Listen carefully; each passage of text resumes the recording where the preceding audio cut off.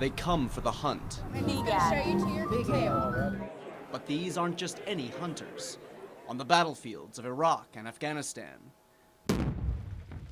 they've known what it's like to be the hunted. There are things that I don't like talking about the incident. You can't always see their wounds. To talk about the actual events that went on, it's a little much because there was a lot that went into it. They don't face the public scorn of the Vietnam generation. It's not that I haven't been welcomed home. But many still have a difficult road ahead. How do I live on with the nightmares and the anxiety and the PTSD and the barely able to walk for what I've done, for my job? Few people can understand what these men have endured. Hey, shooters, go ahead, take up position behind your weapon. Over the course of 3 days, the Wounded Warrior Hunt at the Bluegrass Army Depot is a rare opportunity. Fire! Guys who are combat wounded, he was on. You relate better to. It's a lot easier to talk to the people that have gone through the same struggles you have. But I believe that's with anything. It was on 22 July of 2006. It was on June 25th. We were heading down Route Pluto's in Iraq, Sadr City. En route, we got ambushed by the Taliban. I had shrapnel bounce off my head, entered and then exited, cut off the tip of my nose, damaged my ear. I've got shrapnel on my arm here, and then underneath my arm here.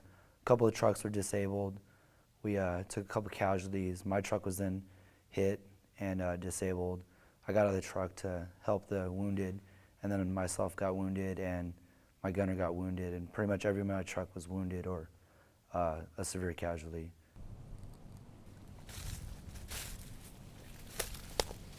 On the hunt, a brotherhood forms. That's cool because it's a competition. Everything's competitive. When you get a bunch of type A personality guys together, it's always a competition.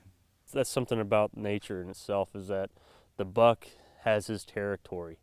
You're not going to see a 10-point buck with a 4-pointer or an 8-pointer. They're going to fight. Colonel, you get a chance, check this one out. It's really fun to go out and hunt and be around people that appreciate the stuff we do. So, I don't know, it kind of feels like being at home. Makes you feel a little bit more at home. It's 4.5. It's a beginning. But the healing will take more than a hunt. I'd like people to know that there are people making really big sacrifices for their lives and others' lives, and that it is a hard fight. The American people need to know that the wounded soldiers go through hell, okay, to get back into society, to figure out where their place is, because we don't know. We don't know what we got to do. In Richmond, Gabriel Roxas, WKYT 27 News First.